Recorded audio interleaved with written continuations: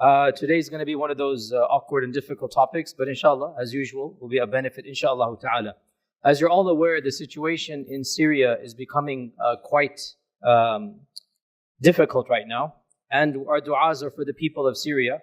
My job here today is not to be a political analyst, but to teach you some facts that you should know about that region, and in particular, the reality of the sectarian differences that are taking place. So today, inshallah ta'ala, I want to introduce to you one of the most fringe, bizarre movements of our faith. And it is of practical relevance because this movement is in charge of the land of Syria. And I mean here the group that is known as the Nusayris or the Alawites. Now my goal today is not to fuel the fan of sectarianism. I have always been a vocal critic of sectarianism, and I remain a critic of violence. We should not be hurting one another even if we have different interpretations of Islam. But we cannot change the fact that there are many sectarian elements taking place in that land. So today's information is really for just knowledge purposes.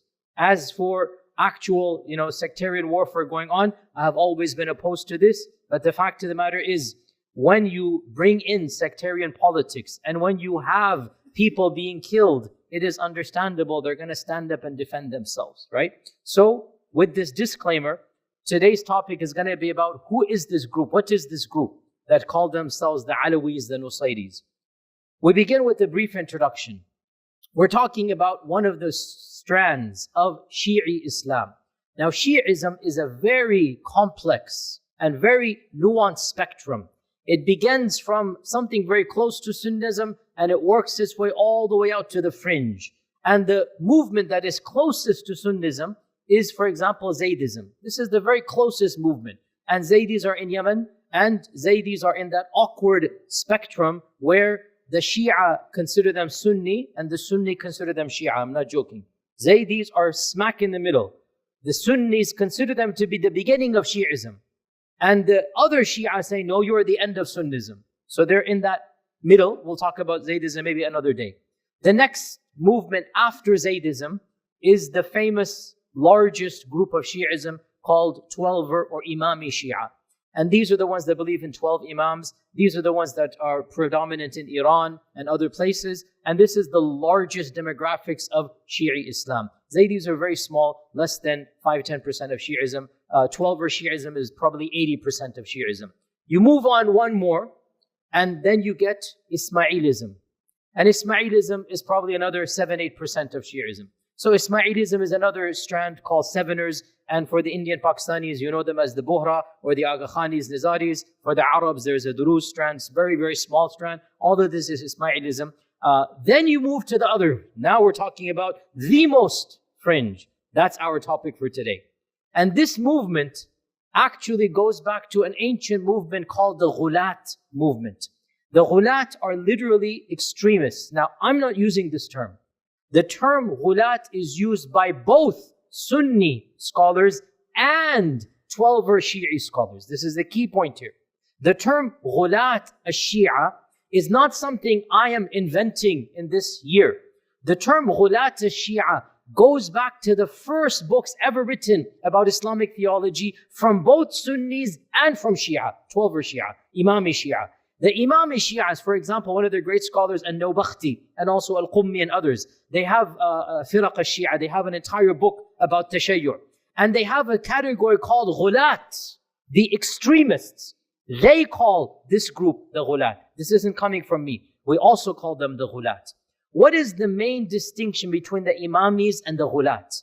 The Imamis, the 12ers, and for the record, I have said this very clearly, I don't agree with their theology, but I also don't agree with the notion that we all consider them to be kuffar. No, they are Muslims with creeds that we believe are heretic or deviant. Bid'ah we call them, right? But they are within the fold of Islam as a default. And I am public about this and I will defend this. If anybody wants, we can talk about this. As a default, we're not talking about specifics if they have a bizarre ideology, a particular person. As a default, Imamis, 12ers are within Islam. And I have always been against any type of violence or sectarianism between our two strands. The Imamis consider this strand to be ghulat. What is the distinction? Imamis say that Allah subhanahu wa ta'ala wanted Ali radiallahu anh to be the Khalifa after the Prophet sallallahu alaihi wasallam and his descendants. This is their belief. The Ghulat go more than this. The Ghulat say that aspects of divinity are in the Imams. This is the distinction between the Imamis and the Ghulats. The Imamis do not claim divinity at all. They do not say that our Imams are manifestations of God. They don't say this. As for the Ghulat, which is the most extreme sect or strand of Shi'ism, from the beginning, and this goes back all the way to the first century of the Hijrah, there was a movement within Iraq, within Kufa, called the Kaysanis, and the Kaysanis are the first movement of the Ghulat. And they literally said that Ali radiallahu anh is a manifestation of God on earth. And the Imamis themselves said, no, we're not going there. We don't agree with you. That is called the Ghulat. Now, make a long story short, the only Ghulat sect that remains in our times is the sect we're talking about today, and that is the Nusayris. What is the main characteristic of the Ghulat sect? Number one, we'll mention three things. Number one, all of the Ghulat sects, they claim that the Imams have aspects of divinity, or they are manifesting Allah on earth, or they are Allah on earth. One of these things. All of the Ghulat sects. There's something of divinity in the Imams. Number two, they say that the ruh of the human does not go back to Allah and become resurrected. There is no heaven and hell. Rather, the ruh transfers to another body like the Hindus believe, like the Buddhists believe. This is called tanasukh al-arwah. It is called the transmigration of the soul. So the Ghulat movements do not believe in Qiyamah. They do not believe in Jannah and Nar. They think if you're good, the ruh goes to a higher body, and if you're bad, it'll go to a lower body. And if you're really good, eventually, it will free itself from this world and reunite with Allah, which is essentially straight out of Hinduism and the Far Eastern religions. And by the way, the Ghulat movements, including the Nusayris, the Ghulat movements, they are combinations of Islam and non-Muslim religions. For example, Christianity, we'll see that today, Gnosticism, Manichaeism, Zoroastrianism. You have aspects of other faith traditions in the Ghulat movement. So number two, they don't believe in heaven and hell. They believe in ruh going from body to the body. And number three, none of the Ghulat movements follow the physical laws of the Sharia. They interpret the Sharia to be in a mystical manner. There is no salah, there is no zakah, there is no siyam, there is no hajj, there is no tilawat al-Quran, there is no ibadah that we recognize. So the Ghulat do not have any aspects of our ibadah. Now, as I said, the Ghulat were many movements. In our times, the main movement that remains from that is the Nusayris. It is the Alawis. Now, firstly, a terminology. Nusayri or Alawi. For 1,360 or 50 years, they were only called the Nusayris. That was the movement's name. There was no other name. In 1920, one of their intellectual leaders, a pan-Arab socialist nationalist, a very famous person, Ghalib al-Tawil, he wanted to bring the Nusayri movement closer to mainstream Islam, at least sociologically, not theologically. He wanted to make other Muslims consider his strand to be similar to Islam. So he started calling his own movement Alawi. We are followers of Ali. We have things to do with Ali. We are Alawi. We are people of Ali. So the term Alawi only goes back 100 years, literally 1920. Before this time, the term Alawi did not exist. And the movement adopted the term Alawi so that the notion is they are Alawi, followers of Ali. There's an Alawi association with us, right? There's a Sufi tariqah called the Ba'alawi order, which is a mainstream Sunni tariqah, Sufi tariqah. So the Alawi is a term that is common in Muslim circular. So they adopted it. Why? To make this notion that we are similar to everybody else. So we actually use the term Nusayri because that's the classical term. Where did the term Nusayri come from? Now, and how many are they? The Nusayris are probably around 1.7 million, 1.6 million. And the majority of them are in Syria, a smaller amount in Turkey and in Lebanon. but the majority of them are not only in Syria, but in one province of Sham of Syria, which is the close coastal region of Latakia. This is the coastal region of Syria, and that region is 70% Alawi. That is a concentration in that one small, province. This is where the majority of Alawis are. And we're going to come later on to the fact that 60 years ago, one of their military members, Hafiz al-Assad, overthrew the government and took charge. And so he instituted the entire government to be from his own tribes and his own background. Currently, the Syrian regime is around 75% Alawi. The bureaucrats, the politicians, the generals, the military. So even though in the country, they're less than 10%. In the military and the politics, they're 75%. So understand this point. In the country, they're a minority. But in the ruling party, they are 3/4. They are the majority. They are the default. And they are the ruling family. And they used to have their headquarters in Latakia. Now their headquarters is in Damascus because of the ruling family over there. Why is it called Nusayris? It is called after its founder, and that is Muhammad ibn Nusayr. Muhammad ibn Nusayr. Now we have to go back 1,200 years. A little bit of Shi'i history over here. You're probably aware that the 12 Shia believe in 12 Imams. The 12th Imam is a hidden Imam for them, right? The 12th Imam for the 12 Shia is a hidden Imam. Now, the 11th Imam, Hassan al-Askari, had a disciple by the name of Muhammad ibn Nusayr. So Muhammad ibn Nusayr is a student of the 11th Imam, okay? And the 11th Imam died a very young age, in his 20s, and he was not married and he did not have kids according to Sunni historians. According to Shi'i historians, he had a secret milk yamin, a slave girl, and so he had a legitimate child, and that legitimate child was taken and hidden, in one of the caves of Iraq. So that is the 12th Imam, Muhammad ibn Hassan al-Askari, the Ghaib Mahdi Imam. Sunni historians never believed this child existed. We don't believe it's a true story. He died a single man. He doesn't have children. That's our version of events. Now, the death of the 11th Imam is a big crisis in Shi'i history. Why?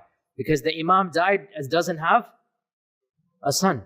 What's going to happen? So we believe, and I know that 12 Shias don't accept this, we believe the 12 Shias invented a hidden Imam. We don't agree with this. But how about the other Shia that don't believe in this?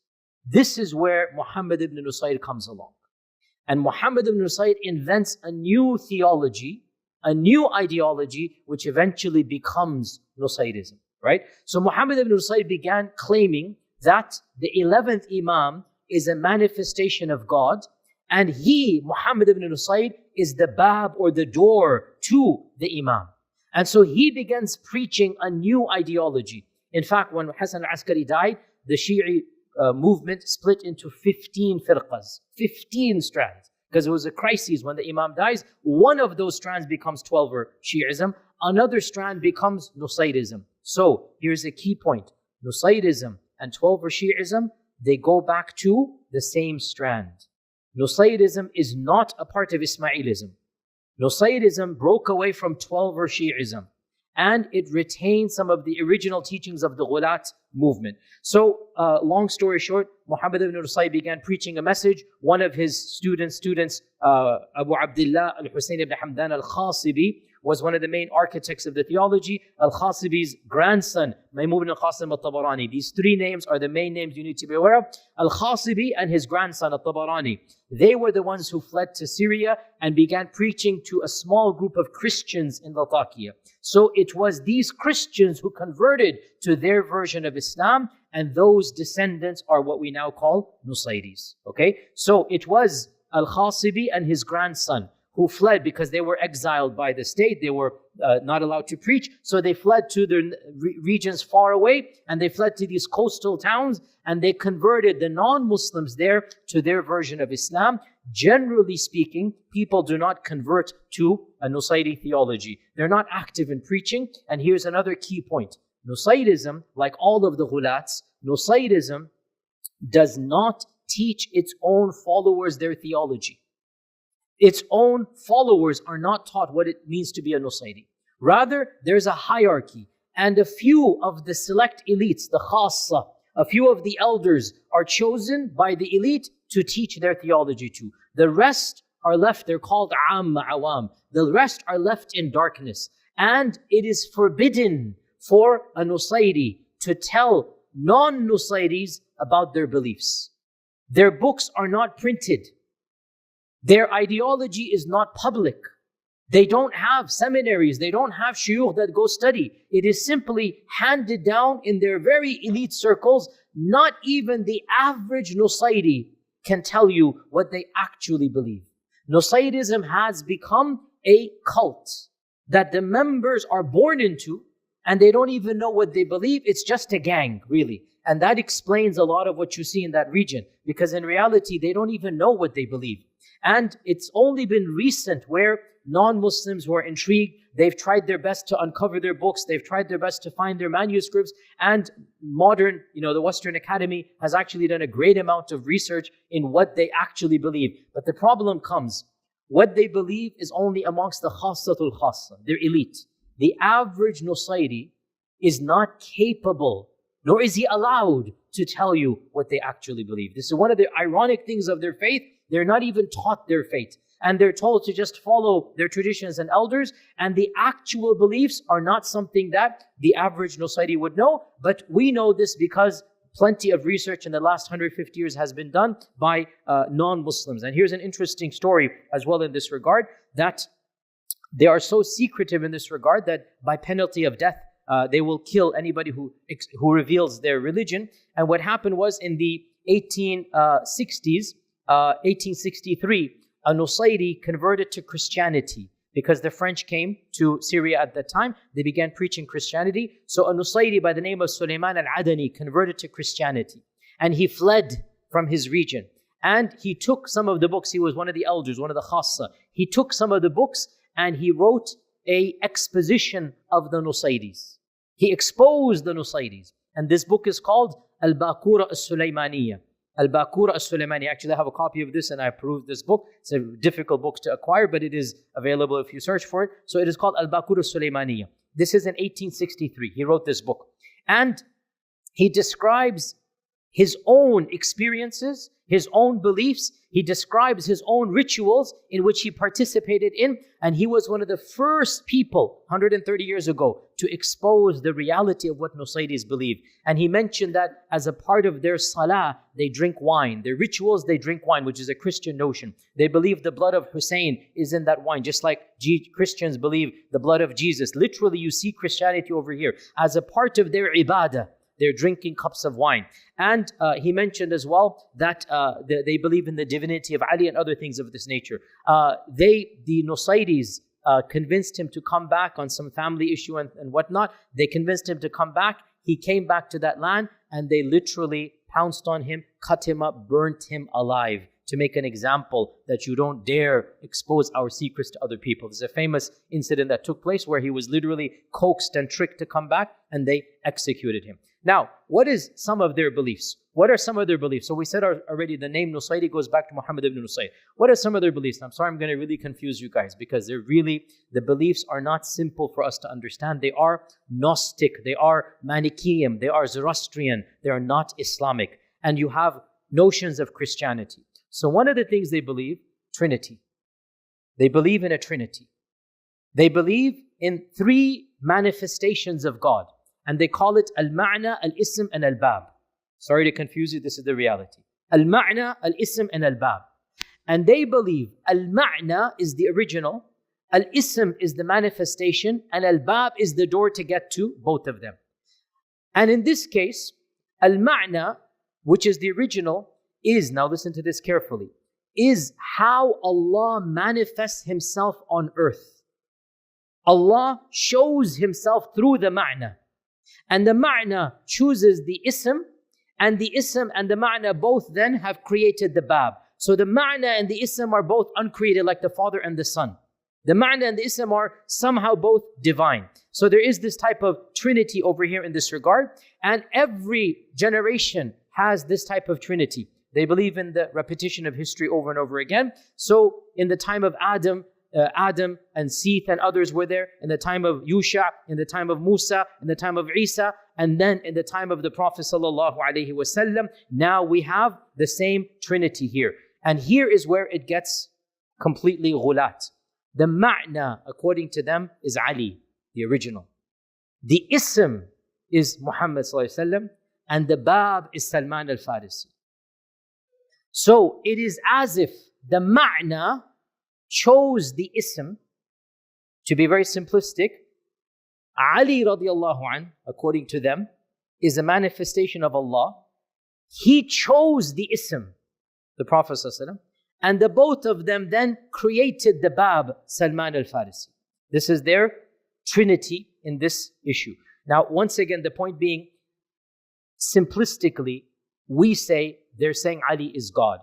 And perhaps that is the belief of many of the awam. But technically, and I'm trying to be technical because I don't believe in stereotyping, technically what they say is that the body of Ali has personified the reality of God on earth. They don't say, at least they're scholars, they don't say that Ali is walking God. They say Allah tajalla fi surati Ali, right? That Allah has manifested Himself in the form of Ali radiallahu anhu, right? And one of them says, I'm sorry, this is all kufr here, but I have to teach you this. I'm not naqiru kufr laysa bi kafir. I just remember this point, okay? I'm just teaching you what they say. And so they say, and because again, for the record, obviously, I'm not sectarian at all, and I try my best to bring all the groups, at least within Islam, but some groups we draw the line. So if I wasn't clear enough, obviously this group is outside the fold of Islam. There can be no two opinions about this, right? When you believe that Allah manifests Himself in Surah Ali, you have left the fold of Islam. So there's no issue to say this, that these people are not within the fold of Islam. They're outside our kalima, but we need to know who they are. So they say that, and I quote from their books here, and again, I try to be very academic here. So they say, it is not Him, meaning Allah is not Ali, but Allah is not other than Ali either. And in Arabic, la hiyahu wa la huwa ghayruhu.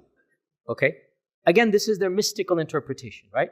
La hiya, yani suratu Ali. La hiyahu, the surah of Ali is not God. And yet the surah of Ali is also not God. I.e., we don't affirm He's God, but we don't negate He's God either. Okay, this is their technical language that they say.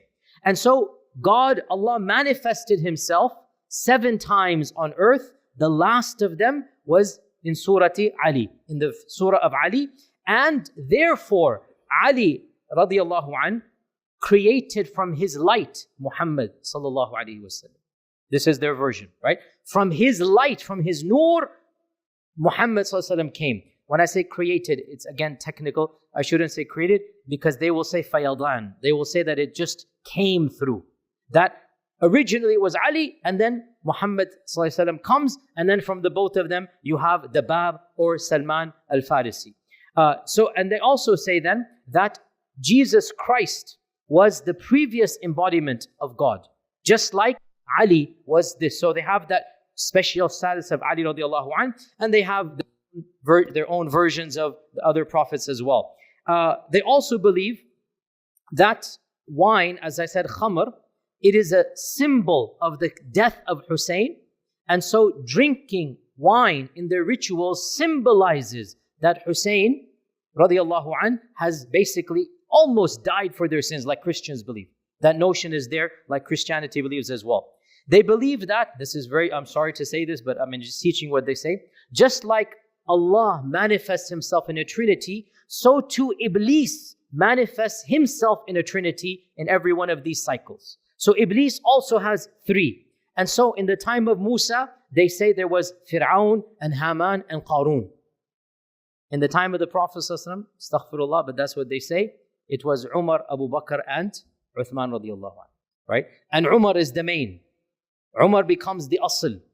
They call him the Iblis wal Abalisa, like the biggest Iblis, astaghfirullah, astaghfirullah. And then Abu Bakr comes from him, and then Uthman. So this is their version of, and of course there's a lot of animosity towards them and towards those who respect them. They say that the salah, the zakah, the hajj, all of them are symbols of the various imams. So to offer the salah simply means to believe in Hussein. To go for hajj simply means to affirm one of the imams, and so on and so forth. So there is no actual salah or siyam or hajj or tilawah of the Quran. They don't have the Quran as a book that they recite, because every one of these rituals is interpreted to be symbolic. They also believe in the extreme practice of taqiyya and kitman, covering their beliefs. As I said, they're not allowed to preach their beliefs to other people. They believe in the transmigration of the soul, as I mentioned. They do not have masajid. There are no masajid amongst them.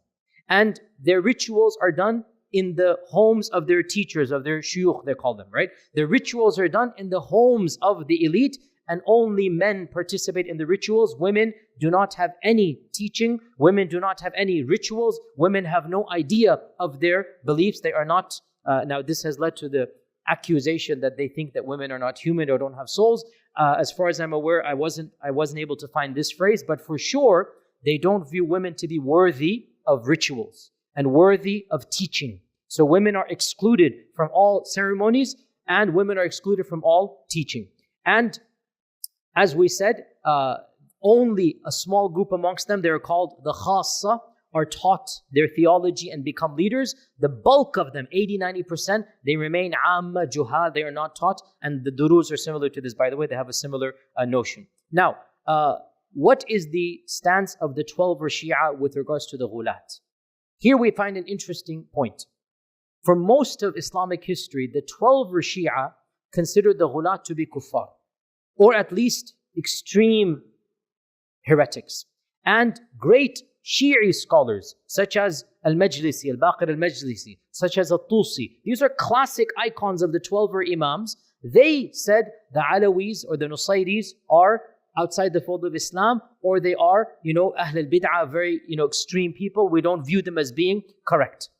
However, in the last 50 years, this has now changed. And there is a reconciliation, there is a rapprochement between many of the modern ayatullahs, many of the modern clerics, and between the Nusayris. And so the famous Lebanese cleric Musa al-Sadr, Musa al-Sadr gave a fatwa in which he said that the Nusayris are one of the firaq of the 12ers. They're one of us. One of the firaq, just the one under the madhab amongst us, right? And this is completely contradicting what the classical 12er Imams said, such as Tusi and such as Al-Baqir Al-Majlisi and others. So we now have a rapprochement happening, and the analysis is that Hafiz al-Assad, the father of Bashar al-Assad, made a point to try to bring reconciliation between the Nusayris and between the 12ers for the first time in their history. Otherwise, this had never happened. And Hafiz al-Assad wanted to become more mainstream, so he tried to get some type of taqarub between 12ers and between Nusayris, and that seems to have worked because we now see that some type of alliance is taking place. However, historically, this has not been the case. Now, to summarize some aspects of history, then maybe inshallah we'll continue another day, but I don't want to go too long here. Historically, this movement has never preached outside of itself. This movement did not welcome converts. This movement has been isolated, as we said, in one province in Bilad al-Sham, in Syria. And throughout all of Islamic history, they remained in this one province by and large, and they were considered to be a nuisance to everybody else. They were bandits, thugs, highway robbers. They were not given positions of power and influence. They were isolated, and every visitor that visited them, and you had plenty of visitors. Ibn Battuta went and heard about them. Even in modern times, you had non-Muslims travel through Syria in the 18th, 19th century, and they described the Nusayris as being violent, vicious, backward, uneducated. Everybody despises them because they're just causing nuisance to everybody, destroying livestock, raiding into the villages. So nobody used to like them throughout all of history. In fact, when the Crusaders came, the Crusaders thought they were Muslims for a while, so they were also being persecuted by the Crusaders. When the Crusaders realized that these are not Muslims, they actually invited them into their armies. And a number of them became a part of the Crusader army against the Muslims. This shows you that distinction that existed. And in the time of the Mamluks, the Mamluks attempted to convert them to Sunnism. They sent preachers, they built masjids in that region, but it had no impact whatsoever. In fact, it is said that they took the masjid, the Mamluks built masjids in their cities. They used the masjids to house their sheep and their livestock. The masjids became places where they would house their sheep and their livestock. And if a wanderer wandered through and he saw a masjid and he would give the adhan, they would make fun of this person. What are you doing here? What is this weird noise that you're saying? They had no clue what the adhan was. And therefore, our scholars, Abdul Qahir al-Baghdadi, he said this group is outside the fold of Islam. He's writing 1,000 years ago because this group has nothing to do with Islam because they make Ali radiallahu anhu into a divine manifestation. Ibn Taymiyyah was asked about what is the verdict of the Nusayris. And Ibn Taymiyyah said, the Nusayris famously remarked, أَكْفَرُ مِنْ الْيَهُودِ وَالنَّصَارَى. They have more blasphemy than even Jews and Christians. Jews and Christians are more rightly guided than these people, he's saying. Like, they have such deviant beliefs. And he said they cannot be considered Muslim. You cannot marry them. You cannot eat their dhabiha. They have nothing. They don't pray. So Ibn Taymiyyah actually was, fairly well aware for the people of his time, even though he didn't have access to their books. Yet he described in somewhat accuracy, and he considered them to be outside the fold of Islam. And he said they are a bigger threat to the ummah than the Mongol invasion. This is Ibn Taymiyyah's famous fatwa. He said they are a bigger threat to us than the Mongols who are invading us. This is a group that is a worse animosity to us. To make a long story short, what happened in the last 60, 70 years? When the French came, and it's always the colonizers, when the French came and they colonized this region, they wanted to find a group that they could use against the Sunni majority. And so they began rallying to the Nusayris. And they did the same to the Duruz, by the way. The Duruz is another group, maybe we'll talk about them another day. So the Nusayris, they began educating them and they began conscripting them into the army. The French, they began giving them elite military training, elite weapons that they didn't give to the Sunnis, because they knew that the Nusayris hated the Sunnis. And they knew the Nusayris could be used against the Sunnis even though they're a minority. And so the French transformed this group to become a militia, to become a well-equipped training militia. Thus, when World War II finished, who had the weapons, who had the training, who had the army, it was the Nusayris.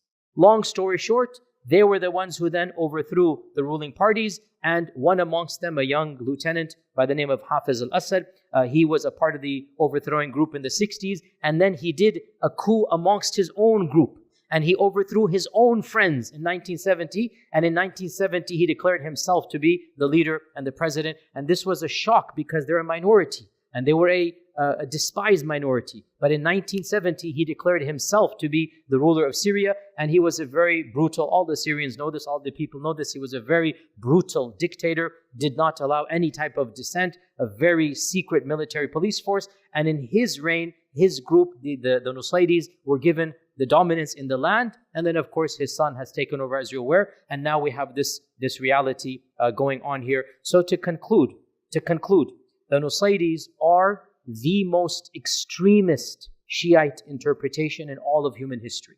There's nothing beyond them. They are the most extreme. And I don't like to say this, but there's no way to say this. Really, the fact of the matter, we have to draw lines. And this group is outside those lines. There's just no way else to say this, right?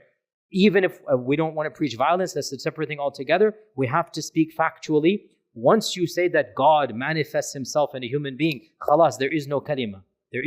Once you have no salah, no zakah, no hajj, no Quran, what do you have left, right? So yes, we have to draw lines, as I said multiple times. And so this group is beyond those lines.